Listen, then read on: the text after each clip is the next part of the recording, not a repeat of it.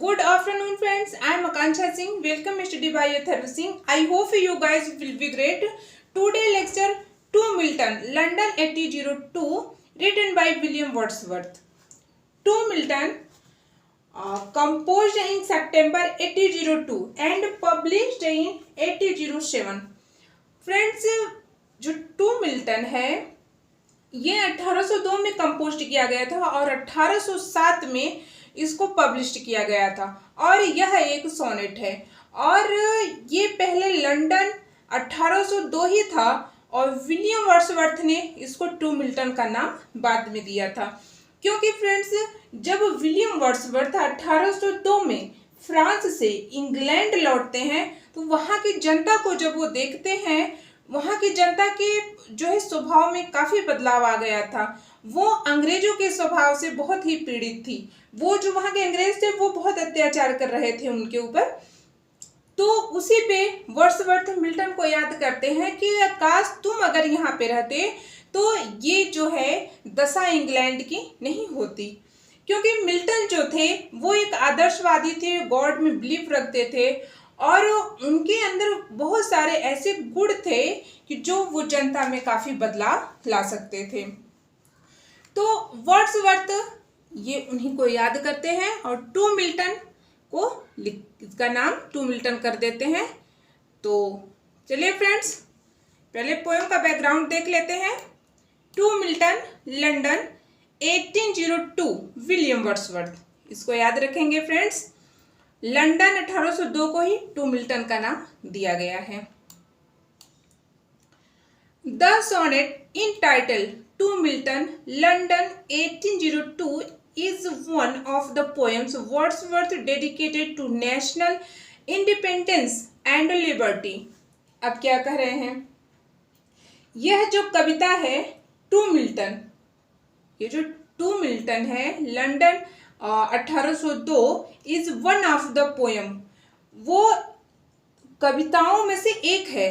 Poems है, कविताओं में से एक है। Wordsworth dedicated to national independence and liberty, William Wordsworth ने राष्ट्रीय स्वतंत्रता और स्वतंत्रता के अधिकार के प्रति इस पोएम को समर्पित किया है।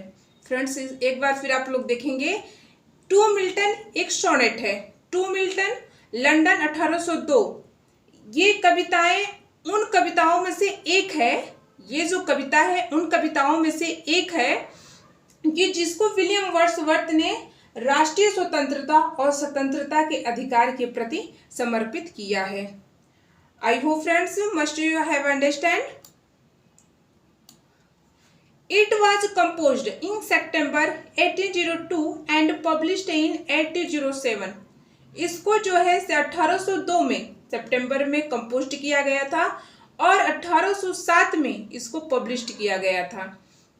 It was written in Petrarchan sonnet format and Wordsworth used iambic pentameter. अब क्या कह रहे हैं? ये जो पोएम है टू मिल्टन, इसको वर्ड्सवर्थ ने पेट्रार्चन सोनेट में रखा है। अब पेट्रार्चन सोनेट क्या होता है उसको भी देख लेते हैं। पेट्रार्चन सोनेट दो भाग में होता है फ्रेंड्स। फर्स्ट लाइन जो होती है वो 8 लाइन का स्टांचा होता है जिसे हम ऑक्टेव कहते हैं।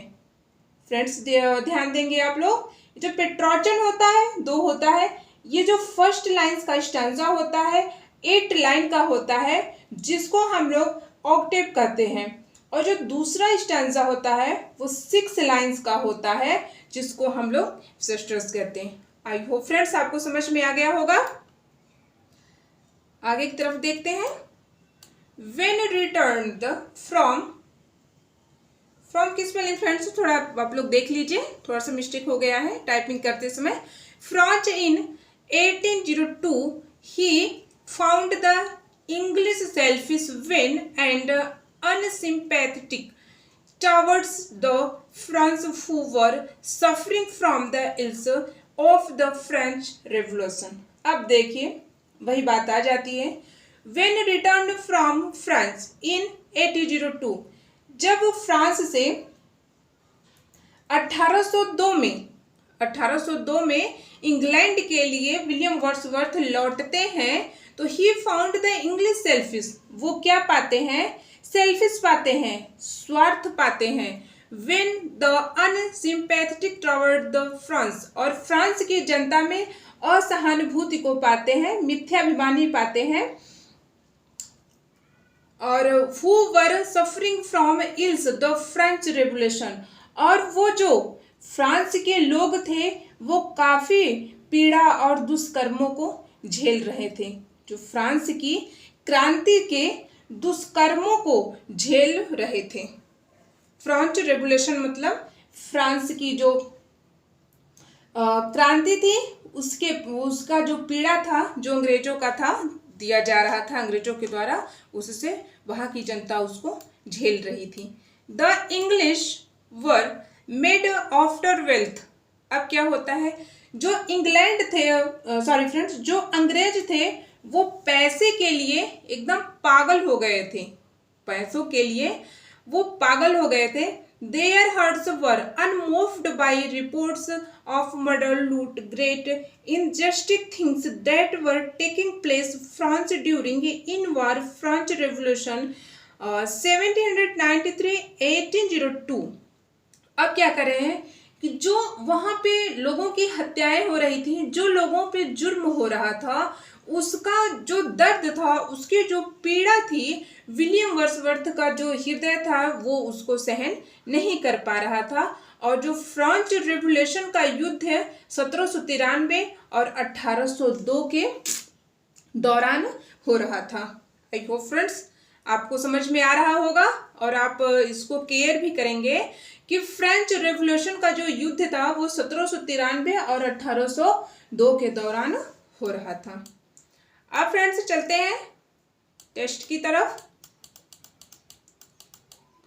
फुल टेस्ट है। अब देखते हैं कि जब ये सब होता है तो विलियम वर्ड्सवर्थ जो होते हैं उसके बाद वो उनको याद करते हैं, मिल्टन को याद करते हैं, और जो है कि फिर ये कविता उन्हीं के बारे में है। तो आइए देखते हैं क्या क्या सोचते हैं कि अगर मिल्टन रहते तो जनता को कितना लाभ होता।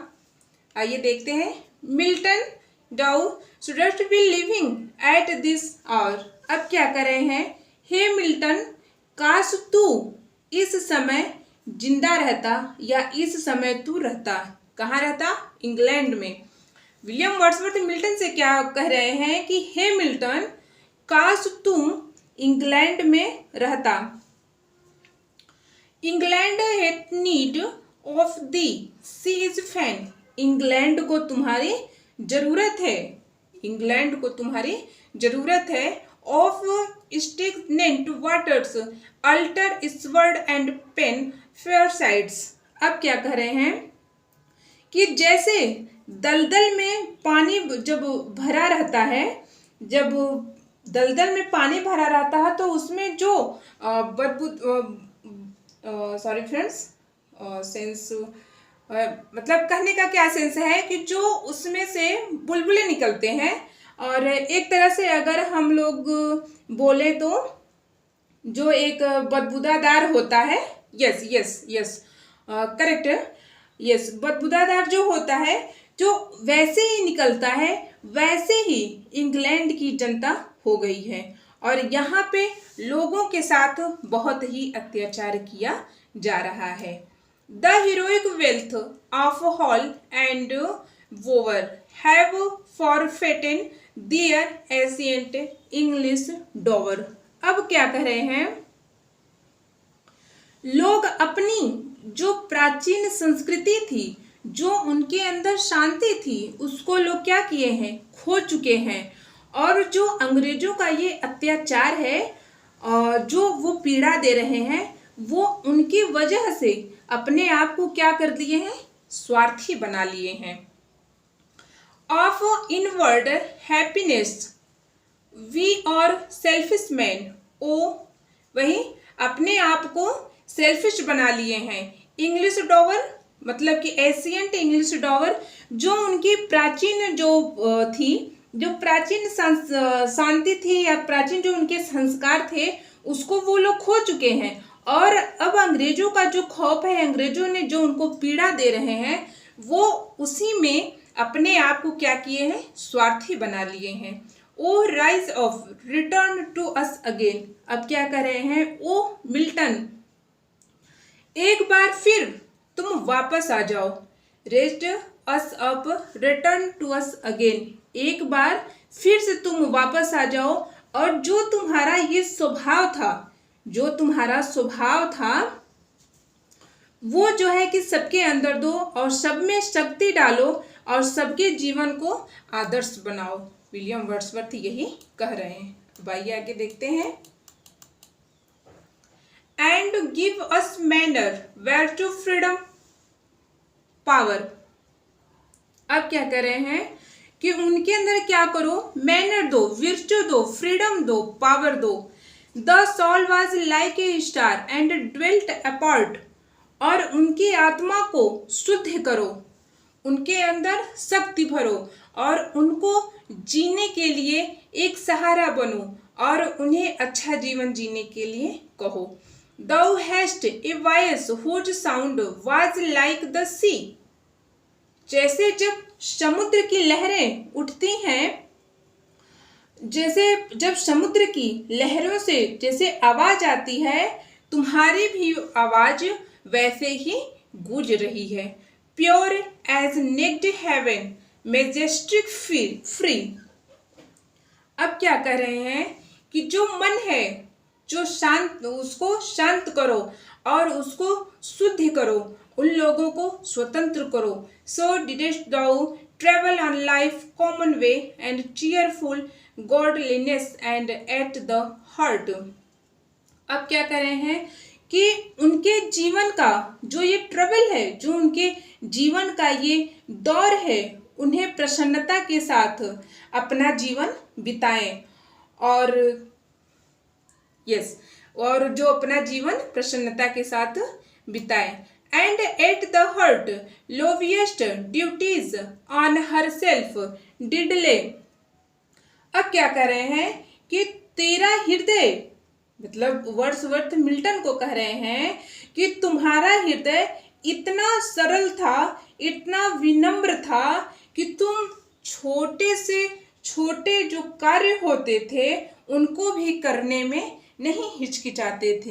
कहने का क्या सेंस है फ्रेंड की, जैसे कोई छोटा मोटा काम होता है तो आदमी उसको केयर नहीं करता है, छोड़ देता है, बट मिल्टन क्या थे कि उनके अंदर छोटा से छोटा भी कार्य करने में नहीं हिचकिचाते थे, उसको भी वो बड़ी आसानी से करते थे।